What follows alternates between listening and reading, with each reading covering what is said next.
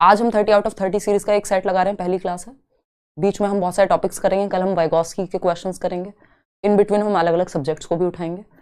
तो स्टार्ट करते हैं। क्वेश्चन नंबर 1 देखिएगा, the influence of the family as a social agent is eventually replaced by, यानी एक सामाजिक तत्व या एक सामाजिक कारक के रूप में परिवार का प्रभाव अंततः डैश द्वारा प्रतिस्थापित हो जाता है। कोशिश कीजिए दोनों ही भाषाओं में क्वेश्चन को पढ़ें, क्योंकि कुछ टर्म्स पेपर में भी इवन ट्रांसलेटेड होते हैं एज इट इज, और उसमें दिक्कत आती है, आपको इंग्लिश की साइड देखना पड़ता है। और जो फाइनल आपका एग्जाम में भी जो सीबीएसई अगर गलती कोई हिंदी की साइड है तो उसको उस पर आपको नंबर नहीं मिलेगा, इंग्लिश वाली साइड ही फाइनल मानी जाती है पेपर में। तो टर्म्स के केस में अगर आप कंफ्यूज हो तो इंग्लिश वाली साइड जरूर देखें, यानी दोनों ही भाषाओं में पढ़ लें अगर कंफ्यूजन हो तो। सी ऑप्शन 53% लोग कह रहे हैं। देखिएगा प्रोफेशनल्स, अच्छा सी ऑप्शन यानी पीयर ग्रुप्स आप कह रहे हैं, चलिए 50% लोग सही उत्तर दे पा रहे हैं, मैं ये कहूंगी कि the influence of the family, यानी परिवार का जो प्रभाव है एज अ सोशल एजेंट, भाई सामाजिक कारक है, समाज का छोटा रूप है, मिनिएचर वर्जन है, कौन? परिवार, समाज का छोटा रूप है ना परिवार, तो सामाजिक वाहक है हुआ एक, is eventually replaced bye, family replace हो जाती है सामाजिकरण की प्रक्रिया में एक टाइम के बाद। कौन स्थान ले लेता है फैमिली का? फैमिली का नहीं, बेसिकली जो इंपॉर्टेंस है, जैसे प्राइमरी फैमिली है तो सबसे ज्यादा टाइम बच्चा परिवार में बिताता है, शुरुआत के जो 3 साल हैं उसके, या इवन 5-6 साल तक भी, जब तक वो फर्स्ट क्लास में नहीं है। और धीरे धीरे हम देख रहे हैं 6 साल के बाद से पीयर ग्रुप में बहुत ज्यादा, जिसको गैंग एज भी कह रहे हैं हम, फिर एडोलेसेंस आ जाएगा तो और ज्यादा पीयर ग्रुप का प्रभाव है। फिर जो जैसे कपड़े उसके दोस्त पहनते हैं वैसे वो कपड़े पहनना चाहेगा, जैसे वो बाइक कोई चला रहा है, मान लीजिए जो टीनेजर्स हैं या कुछ भी, वो खिलौने तक भी इस चॉइस पे बेस होता है उनका कि उनके दोस्त क्या पहन रहे हैं, क्या खा रहे हैं, क्या कहां जा रहे हैं छुट्टियों में।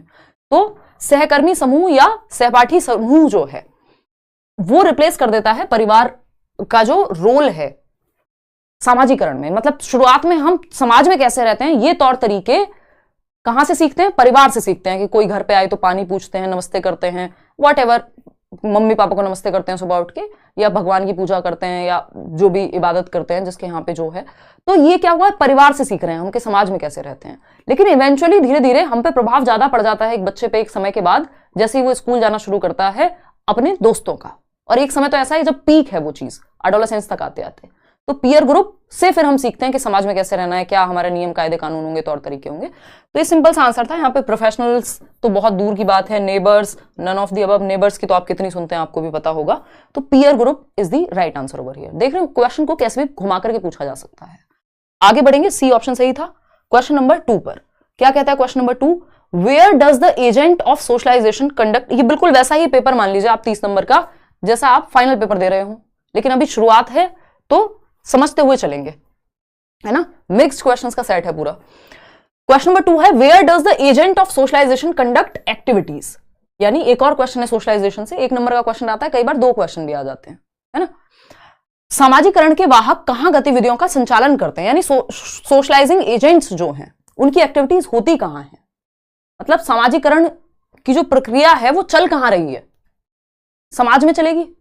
समाज डायरेक्ट ऑप्शन में है नहीं, तो क्या बचा ऑप्शन हमारे पास? कम्युनिटीज का अच्छा है, कैटेगरीज, पीयर ग्रुप्स, मीडिया। हाँ, होती तो मीडिया में भी है, हम मीडिया से भी सीख रहे हैं, कोई मूवी आ रही है तो, है ना, ये मीडिया से भी हम सीख रहे हैं। अभी देख रहे हैं रिसेंटली एनिमल मूवी आई है, कितनी रील्स बनाई जा रही हैं, कितने व्यूज लाए जा रहे हैं, है ना। लोग गाने जो सुनते हैं मूवीज में इवन उस तरह की रील्स बनाते हैं। तो ये क्या है? बेसिकली मीडिया का भी प्रभाव होता है सामाजिकरण पे, ये हम कहेंगे। पीयर ग्रुप्स, आपके दोस्त यार जिस तरह से रह रहे हैं वो भी है। कैटेगरीज, अब श्रेणियों की यहां पे क्या बात हुई हमें नहीं समझ में आ रहा कि भाई क्या कहना क्या चाहते हो, है ना। लेकिन ये दोनों बातें सही हैं, ये दोनों अपने आप आ जाएंगे यहां पे कम्युनिटीज के अंदर। जो आपका पीयर ग्रुप है वो कम्युनिटी में भी तो इन्वॉल्व हो सकता है या नहीं, मीडिया कम्युनिटी से निकल के जा रहा है।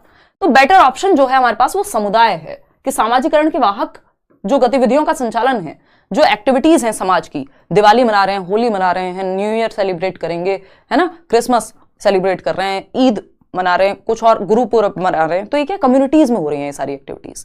तो सामाजिकरण के जो वाहक हैं वो अपनी जो सोशल एजेंट्स हैं स्पेशली, वो क्या कर रहे हैं? कम्युनिटीज में अपनी एक्टिविटीज को इंप्लीमेंट कर रहे हैं एक तरह से, या संचालित कर रहे हैं मैं कहूँ।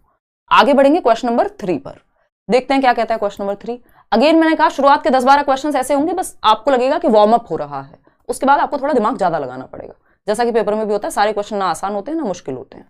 देखिएगा क्वेश्चन नंबर 3 पढ़िए एक बार और जवाब दीजिएगा। क्वेश्चन नंबर 3 क्या कहता है, पढ़िए एक बार। A student shows the following signs in the classroom। एक बच्चा है, एक छात्र है जो निम्नलिखित लक्षण दिखाता है क्लासरूम में।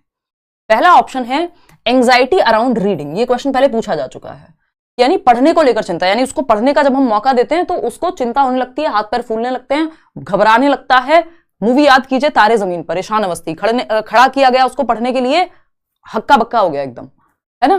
तो ये एक लक्षण है किस चीज का, सोचिए। डिफिकल्टी इन रिकॉग्नाइजिंग वर्ड्स और लेटर्स, यानी शब्दों या अक्षरों को पहचानने में कठिनाई होना, यानी उसको समझ नहीं आ रहा कि ये बी है कि डी है, 6 है कि 9 है, कंफ्यूजन है लेटर्स को पहचानने में, आइडेंटिफाई करने में। बात तो सही है। पुअर वोकैबुलरी स्किल्स, यानी खराब शब्दावली कौशल, यानी शब्द ठीक से उसके पास शब्द भंडार की कमी है, किस चीज को क्या कहेंगे, कैसे लिखेंगे, क्या पढ़ेंगे। बात सही है। डिफिकल्टी विद अंडरस्टैंडिंग, और वोकैबुलरी किससे संबंधित है, रीडिंग से ही संबंधित है, ठीक है ना। डिफिकल्टी विद अंडरस्टैंडिंग और रिमेंबरिंग व्हाट वाज रेड, उसको ये याद रखने में समस्या होती है कि क्या उसने पढ़ा था, और पढ़ के समझने में भी दिक्कत हो रही है बच्चे को, पढ़ने में भी और पढ़ के समझने में भी, मतलब पढ़ने के अराउंड बात हो रही है कहीं ना कहीं। चारों ऑप्शंस यही कह रहे हैं कि पढ़ने के अराउंड समस्या है, ठीक है जी। इसका मतलब बच्चे को क्या है, सीधा सीधा दिख रहा है, डिसलेक्सिया है। हिंदी में भी डिसलेक्सिया ही कहेंगे, पठन वैफल्य कह देते हैं वैसे। तो ये क्या, एक लर्निंग डिसेबिलिटी है। जो लर्निंग डिसेबिलिटी टर्म है वो दिया था सैमुअल किर्क ने 1960s में, यानी एक तरह की अक्षमता है। ऑटिस्टिक नहीं है बच्चा, ऑटिस्टिक बच्चे बार बार रिपीट करते हैं चीजों को, है ना। सोशली उनको एंजाइटी होती है ज्यादा घुलने मिलने से लोगों से, तो वो सब लक्षण तो यहाँ है नहीं। क्रिएटिव है, कुछ नया बनाने की तो बात नहीं हो रही यहाँ पे कि कुछ डिफरेंट ही आइडिया लेकर के आ गया हो बच्चा। आ स्टूडेंट विद लर्निंग डिसेबिलिटी, ये बात मैच हो रही है। आप में से कितने लोग सही उत्तर दे पा रहे हैं, 59%। भाई क्यों नहीं दे पा रहे 41% लोग सही उत्तर, बताओ एक बार इतने आसान सवाल का। सीखने की अक्षमता वाला एक छात्र, अब यहां पे अगर डिसलेक्सिया अलग से दिया होता तो हम डिसलेक्सिया टिक कर देते, लेकिन लर्निंग डिसेबिलिटी के अंदर आता है डिसलेक्सिया, डिसकैल्कुलिया, डिसमॉर्फिया, है ना, डिसग्राफिया, ये सारी लर्निंग डिसेबिलिटीज के अंदर आती हैं। तो लर्निंग डिसेबिलिटी दे दिया मतलब डिसलेक्सिया इसके अंदर अपने आप आ गया होगा, क्योंकि डिसलेक्सिया अलग से नहीं दिया हुआ। आ स्टूडेंट, अगर अलग से डिसलेक्सिया दिया होता तो हम कहते थे dyslexia. A student with mental impairment, भाई कोई मानसिक मंदता या मानसिक दिव्यांगता या परेशानी नहीं है बच्चे को, ये कोई मानसिक प्रॉब्लम नहीं है, ऐसा नहीं आईक्यू कम है बच्चे का या वो रिटार्डेड है, सीख नहीं सकता। ये ब्रेन की न्यूरोलॉजिकल वायरिंग इनकी ऐसी होती है कि इनको, आपको ए ऐसे समझ आता हो, इनके दिमाग में ऐसा बनता हो, बी को डी पढ़ लेते हैं, 100 को वॉज पढ़ लेते हैं, गॉड को डॉग पढ़ लेते हैं, रिवर्स पढ़ लेते हैं कई बार अक्षरों को, है ना। तो C option is the right answer. आगे बढ़ेंगे, ये क्लास की बात हुई, देखिएगा एक बार, अगर हम देखें यहां पे तो ये सारी लर्निंग डिसेबिलिटीज हैं। थोड़ा सा समय लगाइएगा, इसको रील की तरह मत लीजिएगा 30 सेकंड की या 1 मिनट की, कि बहुत जल्दी से स्पीड में कोई आपको करा दे। स्पीड आप बढ़ा सकते हैं बाद में चाहें, क्योंकि दिमाग में टिक नहीं पाएंगी चीजें। मैं तो जल्दी से पढ़ा के निकल जाऊंगी, आपको पता है मेरी स्पीड ठीक ठाक है ना। लर्निंग डिसेबिलिटी की जब हम बात कर रहे हैं तो ये हमने शुरुआत में भी बात की, जो एलडीज कहा जाता है इनको, लर्निंग डिसेबिलिटीज, अधिगम अक्षमताएं, सीखने में जो होने वाली अक्षमताएं हैं। इनका मतलब ये नहीं है कि बच्चे का आईक्यू कम है, उसका दिमाग खराब है, आई मीन मानसिक मंदता या कोई समस्या है, मेंटल प्रॉब्लम नहीं है। ये एक इनकी न्यूरोलॉजिकल वायरिंग डिफरेंट होती है ना। इस पे भी क्वेश्चन इस बार आया हुआ है 2023 में कि न्यूरोलॉजिकल वायरिंग उस तरह की होती है। अगर हम बात करें, दिया था सैमुअल किर्क ने, सैमुअल किर्क नाम के व्यक्ति ने 1960s में, है ना। जानने में क्या जाता है, 4 बातें पता होंगी तो भूलेंगे नहीं, कुछ ना कुछ याद रह जाएगा और चीजें कनेक्ट कर जाएंगे पेपर में। सैमुअल किर्क नाम के व्यक्ति ने 1960s। अब इसमें आपने पढ़ा है डिसलेक्सिया सबसे ज्यादा कॉमन है, हर बार एक क्वेश्चन आता है, पढ़ने से संबंधित समस्या है, रीडिंग से संबंधित, है ना। इसके अलावा 2-3 सबसे ज्यादा कॉमन है, डिसग्राफिया, ग्राफ का मतलब होता है ग्राफ, यानी पेंसिल से बनाओगे ना ग्राफ, ऐसे दिमाग में रख सकते हो कि राइटिंग से संबंधित दिक्कत है तो डिसग्राफिया है ना। इसके अलावा अगर मैं बात करूं डिसकैल्कुलिया, कैलकुलेशन का मतलब ही है कि मैथ्स में कैलकुलेशन में दिक्कत हो रही होगी, है ना, तो मैथमेटिक्स या कैलकुलेशन रिलेटेड दिक्कत है, ठीक है जी। डिसफेजिया और होता है जो इंपॉर्टेंट है, डिसफेजिया मतलब लैंग्वेज को समझने में, भाषा को समझने में दिक्कत। तो ये 4 तो आप दिमाग में बार बार रेपिटेशन में बिठा लीजिए। समझने में दिक्कत, वीकनेस इतनी है कि हाथ में दर्द होने लगता है लिखते लिखते, जबकि देखिएगा इतनी बात क्लियर है जी। कोई दिक्कत परेशानी दर्द समस्या यहां तक हो तो आप बता दीजिए, ईश्वर ने चाहा तो अब आपकी छुट्टी करेंगे नहीं हम, ठीक है ना। चलिए भाषा समझने में दिक्कत, डिस्फेजिया, हिंदी में भी इसको डिस्फेजिया ही कहेंगे। डिसकैलकुलिया, मैथमेटिक्स में बच्चा गुणा की जगह भाग, मतलब गड़बड़ हो जाती है उसकी कैलकुलेशन में। डिसग्राफिया है राइटिंग से संबंधित, डिसलेक्सिया है रीडिंग से संबंधित। हैं और भी, बट ये 4 सबसे ज्यादा महत्वपूर्ण है आपके एग्जाम की दृष्टि से। चलिए आगे बढ़ते हैं और नेक्स्ट क्वेश्चन पे मूव करेंगे और आप पोल में जवाब दीजिएगा। क्वेश्चन नंबर 4 देखिएगा एक बार। आसान सा सवाल है, थोड़ा सा पढ़ने में बड़ा लग सकता है, पेडागोजिकल सवाल थोड़े पढ़ने में बड़े होते ही हैं, बस पढ़ के समझ लिया आपकी हाफ बैटल वॉन है। ठीक है जी, लाइक शेयर करते रहना है, ऐसे नहीं कि 10,000 लोग देख रहे हैं, 1,500 लोग लाइक कर रहे हैं, एनर्जी तभी निकल करके आएगी, है ना। आज शाम वाली क्लास में भी मैं 6 बजे ये सोच रही थी, पता नहीं यार ले पाऊंगी या नहीं ले पाऊंगी। 15 मिनट पहले भी मैं सोच रही थी कि मैसेज डाल देती हूँ टीम को कैंसिल करने के लिए, कि बिल्कुल एनर्जी फील नहीं हो रही। आप खुद सोचिए 8.5 हीमोग्लोबिन पर कितनी एनर्जी फील हो रही होगी। तो लेकिन जैसे ही क्लास लेना शुरू किया थोड़ी सी हिम्मत करके, 15 मिनट बाद मैं ही भूल गई कि कोई दिक्कत है। देखिए एक बार, तो अगर हम बात करें क्वेश्चन नंबर 4 की, तो वही चीज यहां पे चाहिए। क्वेश्चन नंबर 4 है, a teacher can address needs of specially abled learners in an inclusive classroom. एक शिक्षक एक समावेशी कक्षा में विशेष आवश्यकताओं वाले शिक्षार्थियों को संबोधित कर सकता है। समावेशी कक्षा कौन सी है भाई?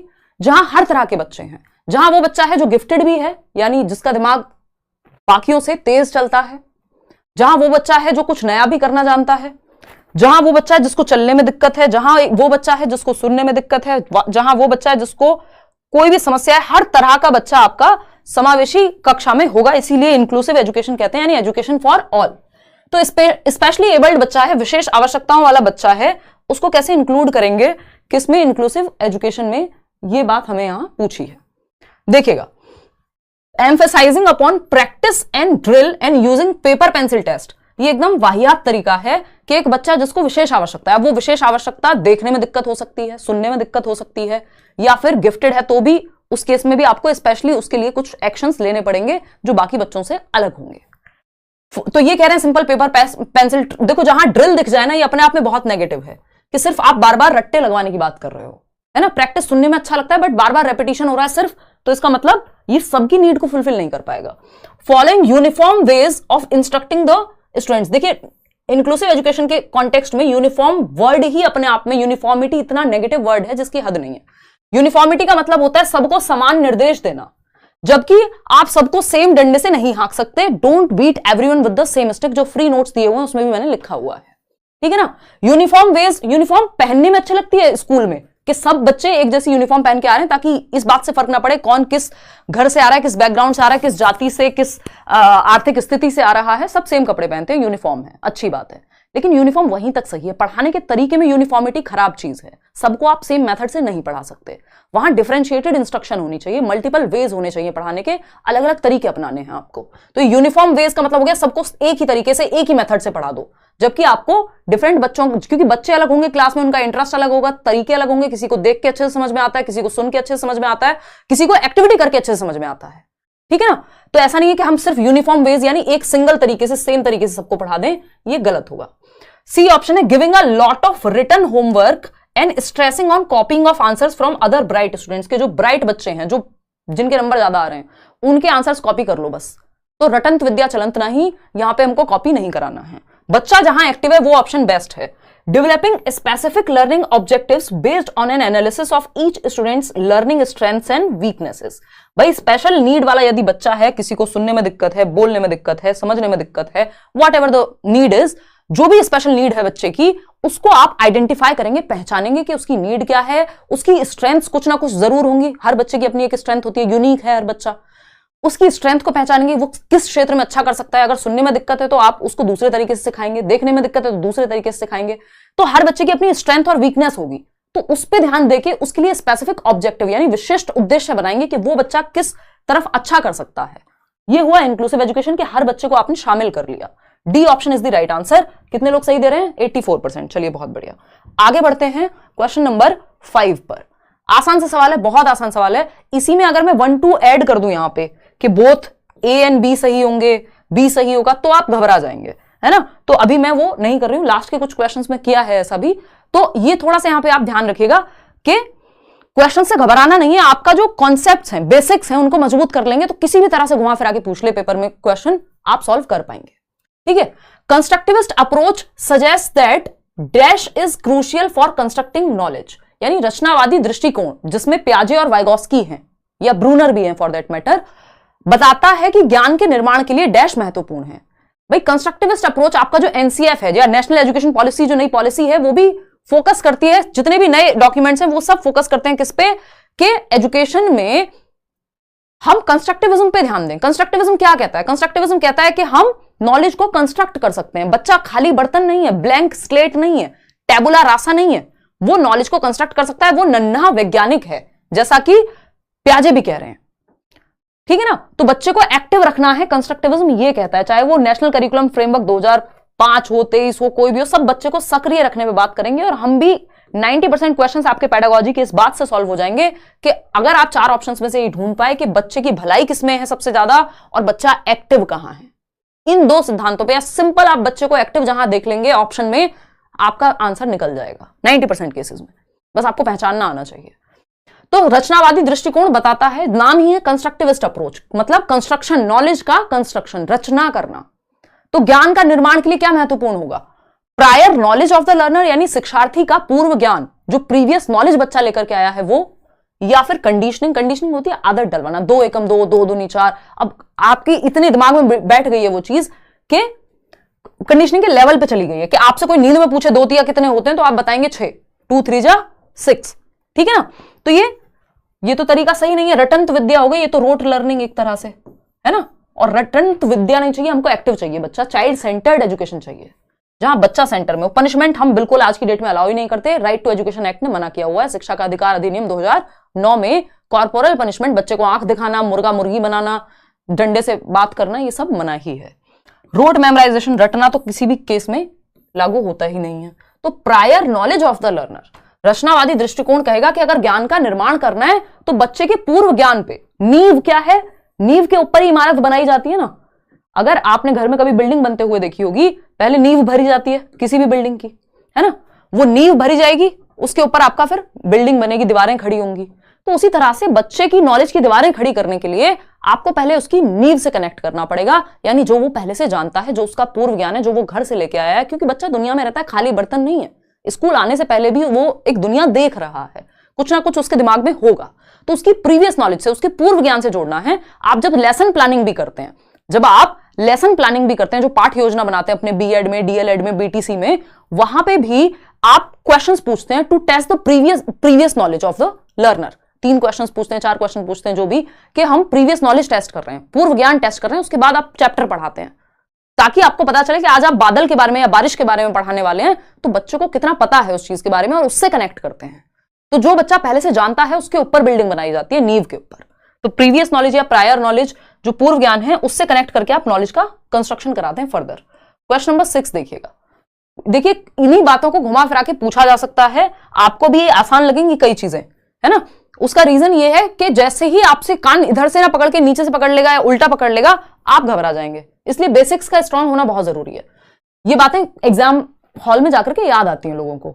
विकास बहुत बढ़िया। Children construct naive theories about various phenomenon. एक भी टॉपिक ऐसा नहीं मिलेगा जो फालतू में करा रही होंगी मैं आपको, इररेलेवेंट क्वेश्चन नहीं मिलेगा।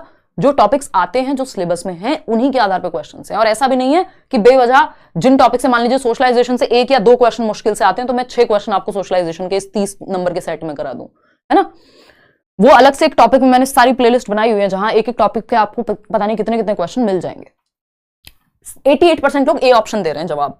देखिए, नाइव थियरीज पे हमेशा क्वेश्चन आता है। नाइव थियरीज का दूसरा नाम क्या है? Alternative conceptions. ऑल्टरनेटिव कॉन्सेप्शंस, है ना? ऑल्टरनेटिव कॉन्सेप्शंस, वैकल्पिक अवधारणाएं कह देते हैं हम इसको। क्या कह देते हैं भाई? वैकल्पिक अवधारणाएं कह देते हैं।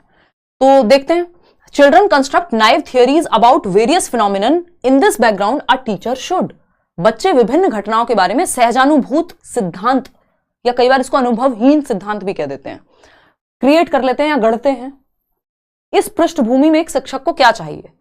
बच्चे ने, आपने बताया कि वाटर इज कलरलेस, पानी का कोई रंग नहीं होता। पुराने गाने भी बने हुए हैं पुराने जमाने में कि पानी का क्या रंग होता है, तो वो जिसमें आप जिस तरह से मिला दोगे वैसा रंग बन जाएगा, है ना? इसमें कोई भी कलर ऐड करोगे, पानी का कलर चेंज हो जाएगा। तो वाटर इज कलरलेस, यानी पानी रंगहीन है। आपने बच्चे को बताया, लेकिन बच्चे ने अपने घर में या कहीं दुनिया के किसी तालाब में हरे रंग का पानी देखा था। उसने कहा बट मैम पानी तो ग्रीन होता है, पानी का रंग तो हरा होता है या नीला होता है, मैंने तो देखा है। अब यह बात उसके अनुभव के आधार पे तो सही है कि उसके अनुभव से जो उसने देखा और उसने बता दिया, लेकिन ये फैक्चुअली सही नहीं है, साइंटिफिकली सही नहीं होगी, टेक्निकली सही नहीं है। तो ये इस तरह के बहुत सारे कॉन्सेप्ट्स बच्चे बना लेते हैं अपने अनुभव के आधार पे, जो फैक्चुअली सही नहीं होते, तथ्यात्मक रूप से सही नहीं होते, लेकिन वो उनके अनुभव के आधार पे बने हैं। तो आप उनको ये नहीं कहते कि डांटने लग जाए, अरे नहीं तुम्हें तो कुछ पता ही नहीं है, ये नहीं कहना है ना। आप क्या कह रहे हैं, ये ऑल्टरनेटिव कॉन्सेप्शन, इनको रॉन्ग कॉन्सेप्शंस भी नहीं कहते, हम पहले कहा करते थे। इनको गलत अवधारणाएं नहीं कह करके हम वैकल्पिक अवधारणाएं कहते हैं, कि बच्चे की वैकल्पिक अवधारणाएं जो उसने अपने अनुभव के आधार पे क्रिएट की है ना। कोई बच्चा अगर ये सोचता है कि दूध तो मदर डेयरी से आता है, क्योंकि उसका अनुभव नहीं रहा होगा भैंस या गाय से निकलते हुए देखने का, तो आप ये नहीं कहेंगे अरे तुम तो पागल हो, तुम्हें तो कुछ पता नहीं है। वो उसकी ऑल्टरनेटिव कॉन्सेप्शन है, वो उसकी नाइव थियरी है। नाइव थियरी क्या होती है, जो हम क्या कहेंगे, एक सहज रूप से बना लेते हैं अपने अनुभव के आधार पे, या बचपने में बना लेते हैं एक तरह से। आप ये भी कह सकते हो कि भाई कुछ लोग होते हैं मतलब उन्हें दीन दुनिया का पता ही नहीं। कई बार हम कहते हैं ना, बहुत ज्यादा मान लीजिए कोई इनोसेंट है, हम कहें अरे बड़ा नाइव है यार, इसको पता ही नहीं है दुनिया कितना छल है दुनिया में। तो मतलब एक वो बचपन में या जो अपने अनुभव के आधार पे बहुत इनिशियली, जिनमें बहुत ज्यादा दिमाग शायद उस तरह से नहीं लगाया गया, तो इनको हम सही मानते हैं। क्यों? क्योंकि बच्चा अपने अनुभव के आधार पे एटलीस्ट खुद को प्रदर्शित तो कर रहा है, अपने आप को व्यक्त तो कर रहा है, ठीक है ना। In this background our teacher should challenge these conceptions of the children through dialogue. बच्चे की इस धारणा को, इन अवधारणाओं को संवाद के माध्यम से चुनौती दे, डिसमिस कर दे, यानी बच्चों के इन विचारों को खारिज ही कर दे कि जाओ भागो यहां से, ये नहीं करना। इग्नोर कर दे तो फिर सही कैसे होगा भाई? अगर इग्नोर कर दिया तो बच्चा जिंदगी भर यही सोचता रहेगा पानी तो नीले रंग का होता है, ठीक है ना। scold the children for having these ideas that interfere with her teaching, कि बच्चों के ऐसे विचारों के लिए उनको डांटेंगे, अरे पता तो कुछ है नहीं, ये नहीं करना। इग्नोर करना, डांटना या डिसमिस कर देना, ये सॉल्यूशन नहीं होगा। सॉल्यूशन क्या होगा? डिस्कशन। अब ये पहला वर्ड पढ़ के हमें ऐसा लगता है कि यार चैलेंज क्यों कर रहे हैं हम, लेकिन आपके पास कोई और ऑप्शन नहीं है। आपको इसका मीनिंग समझना है कि सेंस क्या बना रही है ये बात। तो सबसे बेटर ऑप्शन यहां पे यही है, जहां बच्चा भी एक्टिव होगा, कि बच्चे की इन अवधारणाओं को संवाद के माध्यम से चुनौती दें। सॉरी, मतलब कि हम डिस्कशन करेंगे कि क्या ये बात सही है या नहीं है, तथ्यों पे बात करेंगे, 4 बच्चे और अपने अपने अनुभव बताएंगे, तब हम सही कंक्लूजन तक पहुंच पाएंगे।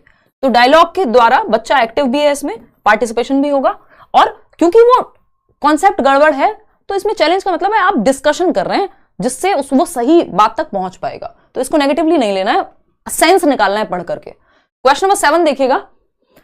क्वेश्चन धीरे धीरे आपके सोचने के लिए मजबूर करते जाएंगे।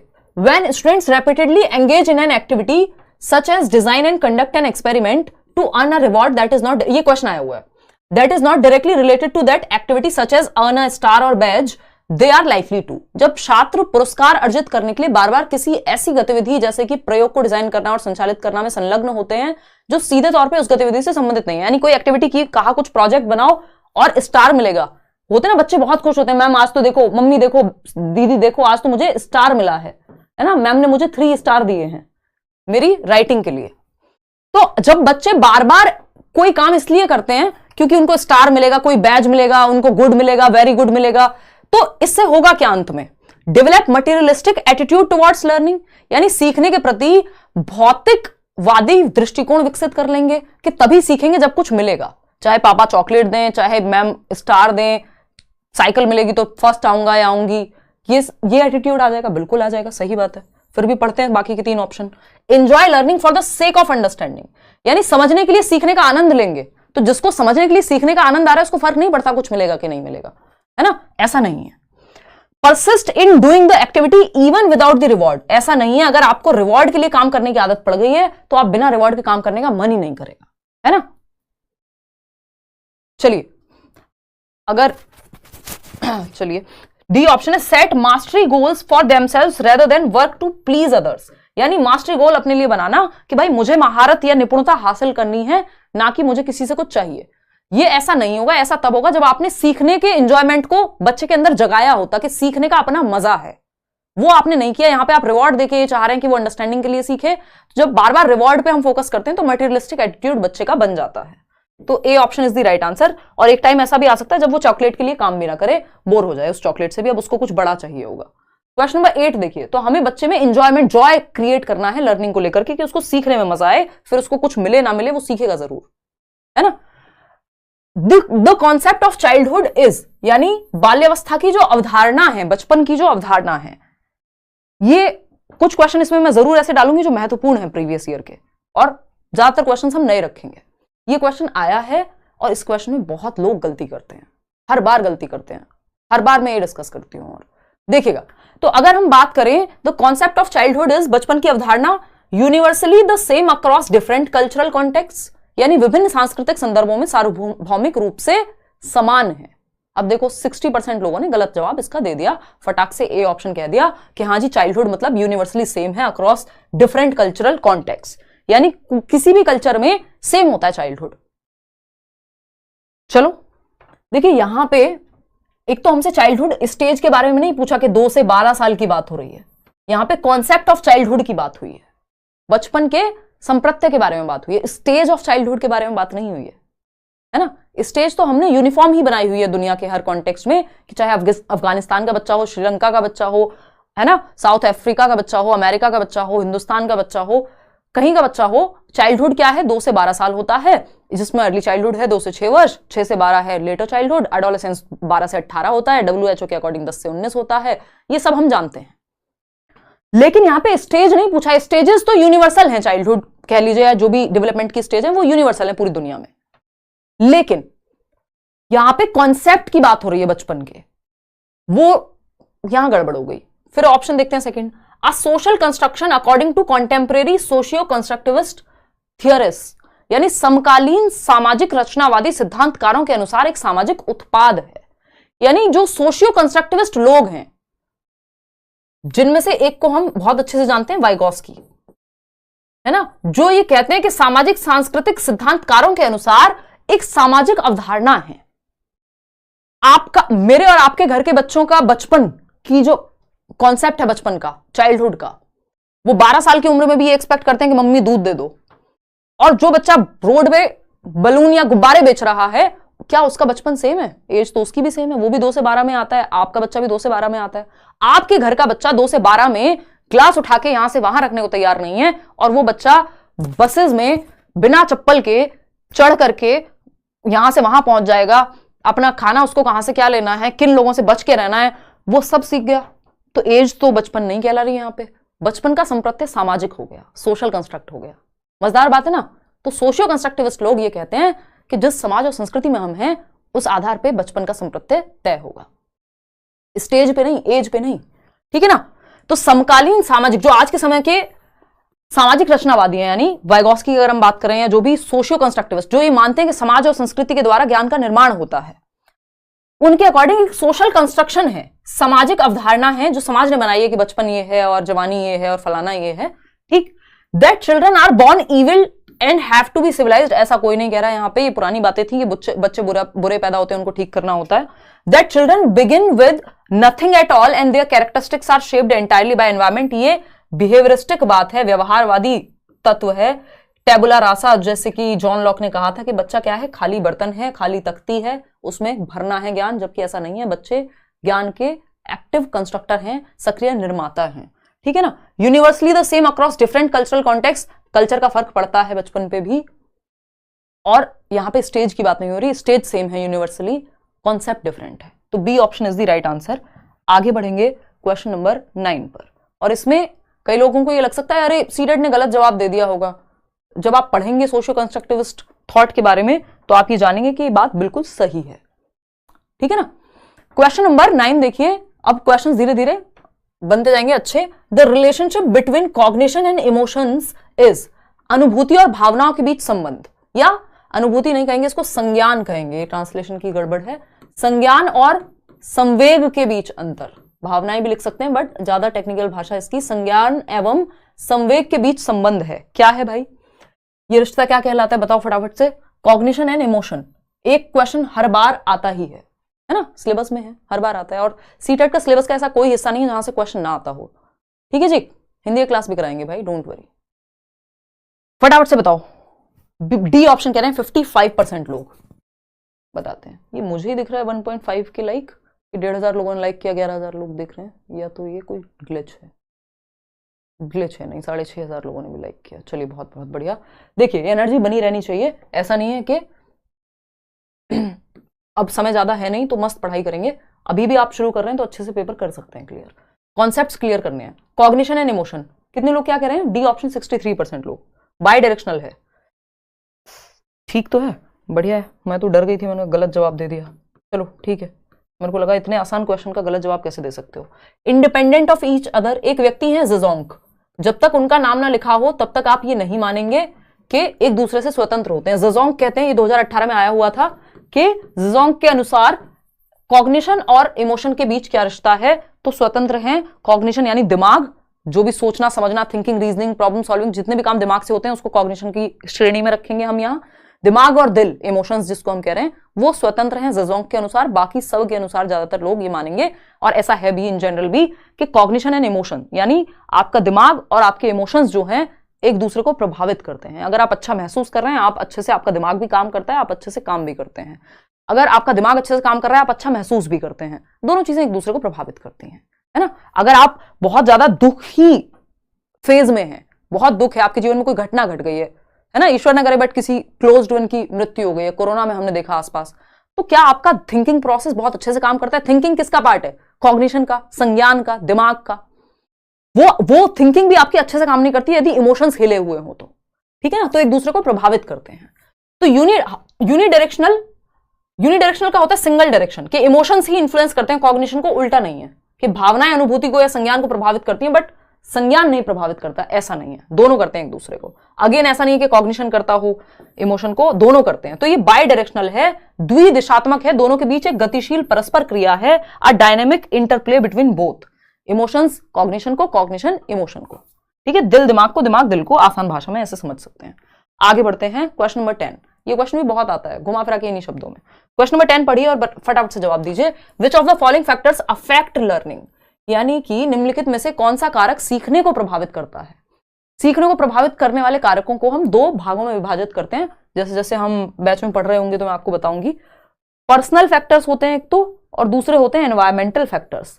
लर्निंग को अफेक्ट यानी सीखने को प्रभावित करने वाले कारकों में, अभी प्रभावित करने वाले कारक नेगेटिवली भी प्रभावित कर सकते हैं और पॉजिटिवली भी अफेक्ट कर सकते हैं हमको, ठीक है ना। डिपेंड करेगा कारक कैसा है। अगर एनवायरमेंट अच्छा है, इवन एक पानी तक की बात करें, अगर ये पानी साफ है तो यही हमें पॉजिटिवली, हमारी बॉडी को अच्छे से, दिमाग को अच्छे से ऑक्सीजन दे पाएगा, चीजें कर पाएगा।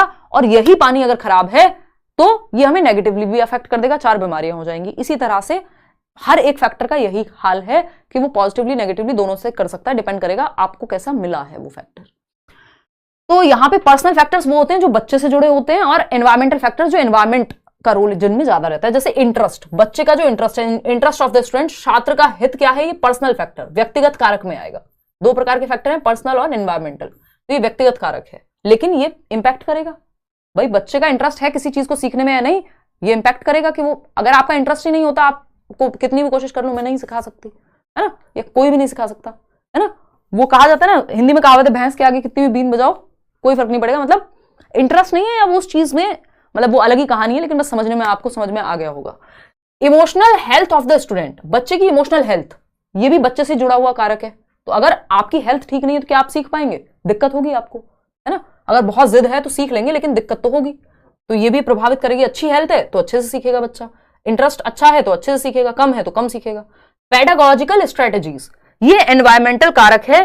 पेडागोजिकल स्ट्रेटेजीज, पेडागोजी क्या होती है? साइंस ऑफ टीचिंग या science of art of teaching भी कह सकते हो आप इसको, दोनों ही कहते हैं, साइंस या आर्ट ऑफ टीचिंग की शैक्षणिक रणनीतियां, आपका करिकुलम कैसा है, आपके टीचर के मेथड्स कैसे हैं पढ़ाने के। तो एक टीचर का आपको फटाफट समझ में आ जाता है। कितने लोग हमें मिलते हैं, आज भी बैच में कई लर्नर्स कह रहे थे कि पेडागोजी अब समझ में आनी शुरू हुई है, आज तक सिर्फ नाम सुना था, आपका अब मजा आ रहा है पढ़ने में। तो ये बातें कहां से आती हैं? शायद पेडागोजिकल, ये मैंने थोड़ी बनाई है पियाजे की थियरी, या मैं थोड़ी ना लेकर के आई हूं, पहले से एग्जिस्ट करता था पूरा सिलेबस, लेकिन वो मेरे वेज हो सकते हैं जो आपको टीचिंग स्किल्स पसंद आती हैं, है ना। तो ये क्या हुआ? Pedagogical strategies. तो कुछ ऐसे भी होंगे जिनको ना भी समझ आती हो, भाई किसी को किसी और टीचर समझ में आता हो। तो ये क्या, पेडागोजिकल स्ट्रेटजीज का भी प्रभाव पड़ता है कि आपके टीचर, अगर हमें अच्छा टीचर मिल जाए, आपने देखा होगा स्कूल में भी, मेरे को याद है अच्छे से, 8th तक मेरी साइंस बहुत अच्छी हुआ करती थी, और 9th में हमारी टीचर चेंज हुई, सिर्फ उन्हीं पे मैं नहीं डाल रही हूँ, उसमें मेरा भी रोल रहा होगा, लेकिन जो इंटरेस्ट था, अगर अच्छा टीचर मिल जाए तो बुरे से बुरे सब्जेक्ट में मजा आ जाता है, जो हमें लगता है सो कॉल्ड के बुरा सब्जेक्ट है, ठीक है ना। तो पेडागोजिकल स्ट्रेटजीज भी इंपॉर्टेंट है। Social and cultural context of the student, बच्चा किस समाज और संस्कृति से आ रहा है वो भी इंपॉर्टेंट है। अगर बच्चा सुबह रोज उसको पढ़ने के लिए इतनी लड़ाइयां करनी पड़ती हैं, घर वाले भेजते नहीं है, कहते हैं तुम तो लड़की हो क्या करोगी पढ़ के, या सुबह घर में झाड़ू पोंछा सारे काम तुम करके जाओगी और तब पढ़ो, तो अगर मतलब किस समाज, किस संस्कृति, किस स्ट्रेटा से आ रहा है, ये सारी चीजें प्रभावित करती हैं, ये भी एनवायरमेंटल फैक्टर का हिस्सा हुआ। तो ये 4 ऑप्शंस थे, मैंने आपको 2 बता दिया, 2 पर्सनल फैक्टर का है और 2 एनवायरमेंटल फैक्टर का है। जरूरी नहीं है सेम क्वेश्चन उठ के आ जाएगा, बट आपको पता होगा कि पर्सनल फैक्टर कौन सा होता है, एनवायरमेंटल कौन सा होता है।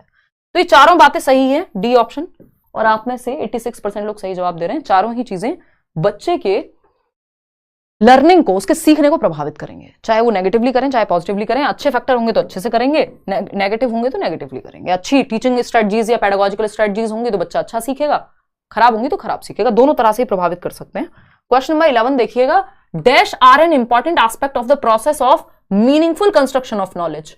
आसान सवाल है, डैश ज्ञान के सार्थक निर्माण की प्रक्रिया का एक महत्वपूर्ण पहलू है। कंस्ट्रक्टिविज्म से खूब क्वेश्चन आते हैं, क्योंकि पियाजे, वाइगोत्स्की और कंस्ट्रक्टिविज्म ये तीनों जुड़े हुए हैं आपस में, ठीक है जी। तो अगर हम बात करें, 74% लोग सही उत्तर दे रहे हैं, फटाफट से आगे बढ़ते हैं। Social interactions are an important aspect of the process of meaningful construction, यानी सार्थक निर्माण, या हम ये कहेंगे मीनिंग मेकिंग। मीनिंगफुल कंस्ट्रक्शन मतलब वो ज्ञान जो हमें समझ में आए, जो कोई मीनिंग हो, जिसका हमारे लिए सार्थक हो, वो सोशल इंटरेक्शन से। जैसे मैं और आप मिलकर के अभी डिस्कशन कर रहे हैं, तो ये भी एक सोशल इंटरेक्शन का पार्ट हो गया। 4 बच्चे ग्रुप में मिलकर के डिस्कशन कर रहे हैं, सामाजिक अंतःक्रिया या अन्योन्य क्रिया। आप कहीं एक फील्ड विजिट पे गए, वहां बच्चे जाकर के देख रहे हैं, साइंस म्यूजियम में लोग बता रहे हैं, बात कर रहे हैं, चीजें जान रहे हैं, तो वो बेहतर तरीके से मीनिंगफुल लर्निंग होती है, रटना नहीं होता वो। Otherwise drill and repetitive recall तो रटन विद्या है कि आपको किसी का नंबर याद करना है, आप रट्टे लगाए जा रहे हैं। रिवॉर्ड एंड पनिशमेंट में डर और लालच से काम होता है, ये भी अच्छा नहीं है। स्टिमुलस रिस्पॉन्स है कि तुमको ये मिलेगा इसलिए ये कर लो, तो ये काम के नहीं है। सोशल इंटरेक्शन, बच्चा एक्टिव रहेगा इसमें, बाकी तीनों में बच्चा एक्टिव नहीं है, वो रट्टे लगाता हुआ मिलेगा। क्वेश्चन नंबर 12 देखिए फटाफट से, अच्छा सवाल है, ध्यान से पढ़िएगा, इसमें गड़बड़ आप लोग करेंगे। मैंने कहा था शुरू के जो 10-12 सवाल हैं उसके बाद फिर आपको थोड़ा सा ध्यान से क्वेश्चंस करने हैं। वार्म अप आज के लिए इनफ हो गया, अब थोड़ा दिमाग लगाना पड़ेगा। फटाफट से सवाल करो, थोड़ा सा पानी पी लिया जाए। माय फर्स्ट लाइव क्लास, बहुत बढ़िया वेलकम है जी आपका। लेट्स लर्न पे शाम को 9 बजे डेली मिल रहे हैं, at least Monday to Saturday.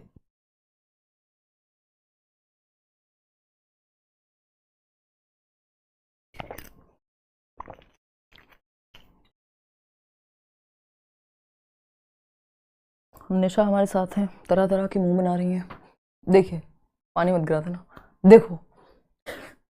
Question number 12, जवाब क्या दे रहे हैं आप लोग? 78% लोग ए कह रहे हैं। चलिए समझते हैं कहानी क्या है। पानी थोड़ा सा ही पीजिएगा आप। अरे नहीं यार, बोलते बोलते ना बहुत।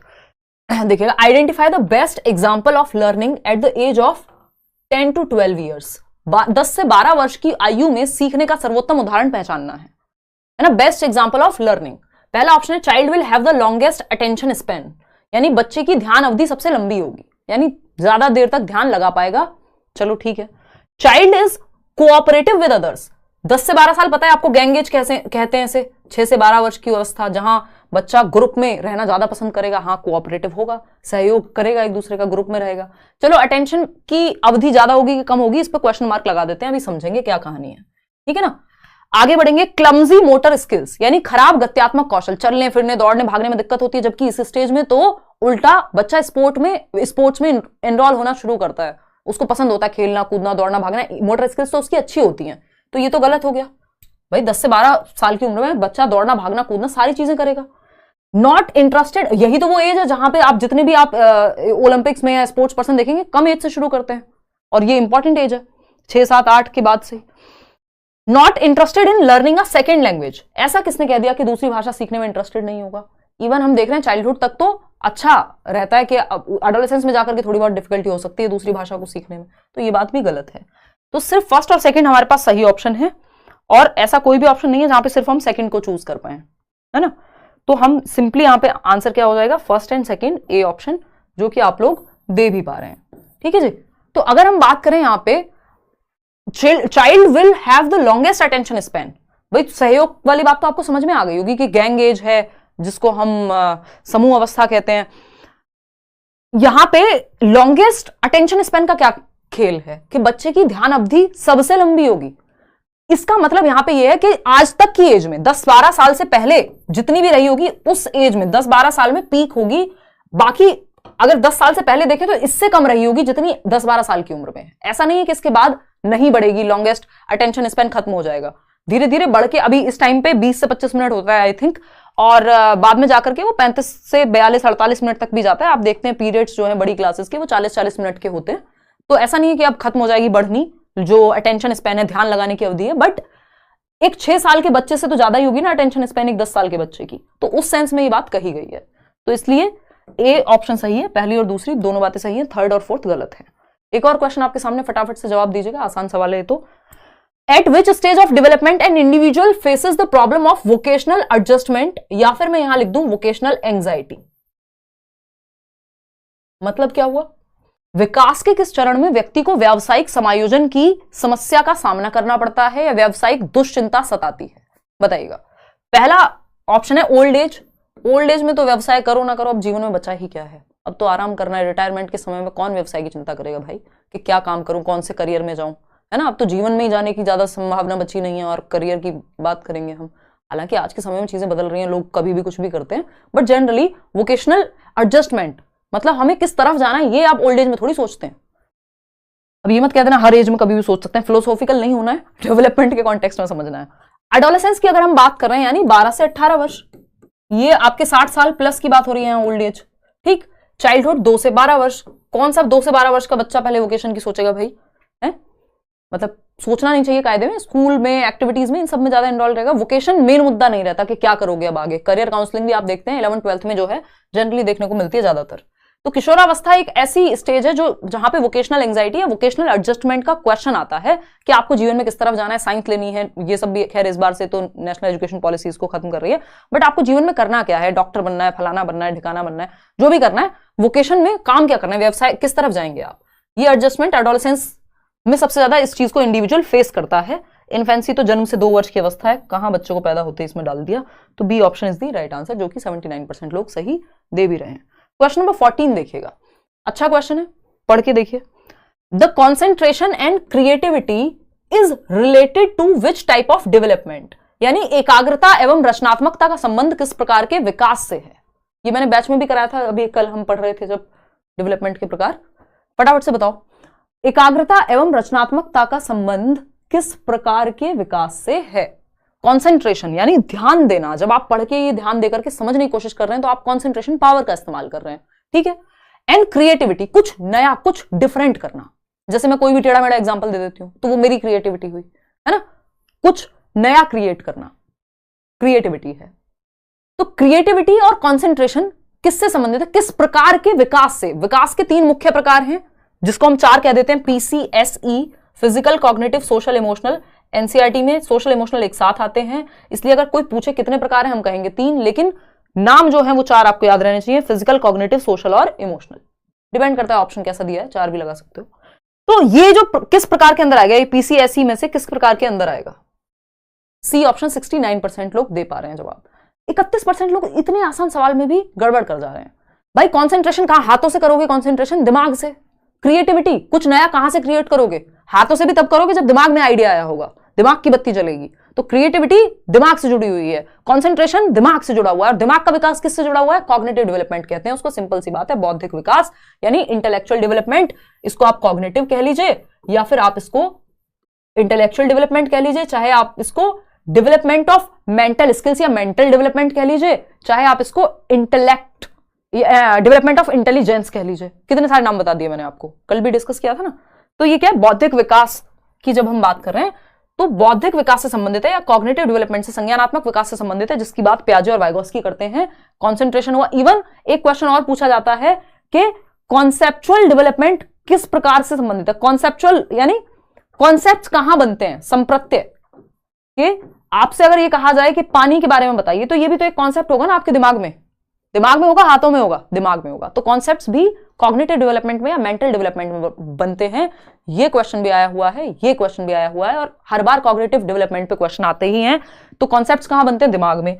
कॉग्निटिव डेवलपमेंट क्या है? तो मेंटल स्किल्स का डेवलपमेंट है, डेवलपमेंट ऑफ इंटेलिजेंस है, या इंटेलेक्चुअल एबिलिटीज का डेवलपमेंट है। तो बातें आपको शब्द घुमाए जा सकते हैं, भावनाओं पे जाना है कि पूछा क्या है। मॉरल डेवलपमेंट सही और गलत होता है, सोशल डेवलपमेंट समाज में कैसे रहते हैं, इमोशनल डेवलपमेंट आपकी भावनाओं पे कंट्रोल। तो यहाँ पे बौद्धिक विकास से ही आप दिमाग का इस्तेमाल करके कुछ नया करते हैं और कॉन्सेंट्रेट कर पाते हैं। क्वेश्चन नंबर 15 देखिएगा। अब आपके फेवरेट क्वेश्चन आने शुरू हो गए। जिस तरह के क्वेश्चन 4 से 5 क्वेश्चन आपको 30 में से मिलते ही हैं, जैसा कि पिछले 2 सालों में हम देख रहे हैं, 3 सालों में हम देख रहे हैं जो पैटर्न है। जो ऑनलाइन पेपर पहली बार हुआ, फिर दूसरी बार हुआ, और इस बार के ऑफलाइन में भी खूब भर भर के क्वेश्चन असर्शन और रीजनिंग वाले हैं, और इनसे आपको लगता है डर, जो हम मिटा देंगे। ठीक है ना शाहीन बानो? ठीक, चलिए भाई। एक मैराथन क्लासेस वंस अभी से, अभी तो मैं नॉर्मल नहीं ले पा रही हूँ, और बड़ी ही होंगी क्लासेस, 1-1.5 घंटे क्लास तो होती है कम से कम। निशा मैम पोल दे दिया आपने? बहुत बढ़िया, लोग लिख रहे हैं क्योंकि 40% लोग डी ऑप्शन दे रहे हैं, 38% जो है 41%, मतलब सी और डी में आप कंफ्यूज हैं। चलिए देखते हैं क्या कहानी है, देखते हैं। पानी ढक्कन, अच्छा सब तो लगा ही हुआ है। देखिएगा एक बार, अगर हम बात करें डी ऑप्शन 46%, ढक्कन बॉटल का कह रही थी, आप लोगों को नहीं कह रही थी, ना निशा को कह रही थी। बहुत ही खराब पुअर जोक था, पीजे था, बट कोई बात नहीं, बर्दाश्त कीजिएगा। क्वेश्चन नंबर 15 है, असर्शन एक स्टेटमेंट है और इसका रीजन है। स्टेटमेंट क्या है? Teachers should not create print rich environment in the elementary classrooms. ये क्वेश्चन आपको हिलाएगा, इसमें गड़बड़ सब कर रहे हैं। शिक्षकों को प्रारंभिक कक्षाओं में प्रिंट समृद्ध वातावरण नहीं बनाना चाहिए। कौन सी प्रारंभिक? इसको इंग्लिश में जरूर पढ़ लो एक बार। Elementary classes 6th to 8th वाली क्लासेस। प्राइमरी नहीं लिखा है, प्राइमरी लिखा होता तो कहानी दूसरी हो जाती। रीजन क्या है? Development of languages inborn ability. कौन कह रहा है? बाबा नॉम चॉम्स्की भी कह रहे हैं कि हाँ भाई, आंतरिक क्षमता होती है भाषा विकास की, नॉम चॉम्स्की। ठीक है जी, तो ये बात तो ट्रू है, ये बात तो ट्रू है। और कुछ हद तक हम कह सकते हैं कि हाँ, प्रिंट रिच एनवायरनमेंट पे फोकस हम छोटी कक्षाओं में ज्यादा करते हैं। ठीक है ना, कि चारों तरफ आप देखेंगे जो छोटी बच्चों 1st to 5th की या उससे भी पहली जो छोटी क्लासेस हैं early childhood and care education की, वहां पे पूरी दीवारें रंगी हुई रहती हैं। आपका जो किताबें हैं वो भी ज्यादा रंग बिरंगी होती हैं छोटे बच्चों की। जैसे जैसे आपकी क्लास बड़ी होती जाती है, कम रंग आपको नजर आते हैं, या थोड़ी इंटरेक्टिव कम हो जाते हैं। प्रिंट रिच एनवायरनमेंट की जरूरत छोटे बच्चों पे ज्यादा फोकस करते हैं हम कि प्रिंट रिच एनवायरनमेंट हो। बात तो ठीक है। तो both A and R are true and R is the correct explanation? नहीं। क्यों? क्योंकि development of languages inborn ability, ये दोनों बातें साथ नहीं जा रही। ये कुछ और कह रहा है, ये कुछ और कह रहा है। दोनों अपने आप में सही है, लेकिन एक दूसरे के लिए सही नहीं है। समझ पा रहे हो ना भावनाओं को? ठीक है ना, तो इसलिए ब्रेकअप होगा। और ब्रेकअप में क्या आएगा कि R is not the correct explanation of A. साथ में अच्छे नहीं लग रहे, वैसे अलग अलग अच्छे हैं। ठीक है ना, ये बात भी सही है, ये बात भी सही है, लेकिन एक दूसरे के लिए सही नहीं है। ये इसका रीजन सही नहीं है। समझ पा रहे हो ना? तो both A and R are true, but R is not the correct explanation of A. जबकि आप में से 46% लोग कह रहे हैं दोनों गलत हैं। दोनों गलत नहीं है।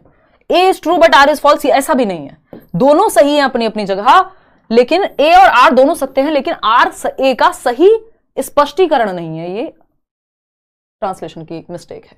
तो शिक्षकों को प्रारंभिक देखो, हिंदी में मत पढ़ो इसको। हिंदी में पढ़ोगे तो आपको लगेगा कि हाँ, वो आपकी बात फिर सही लगेगी। ये प्राइमरी क्लास की बात नहीं हो रही, एलिमेंट्री क्लास की बात हो रही है। अगर प्राइमरी होता तो पक्का फिर तो ए गलत हो जाता। और development of language inborn ability है, ये भी मान रहे हैं। जन्मजात क्षमता होती है बच्चे में विकास की, भाषा विकास की, ये नॉम चॉम्स्की कहते ही हैं। तो इसका आंसर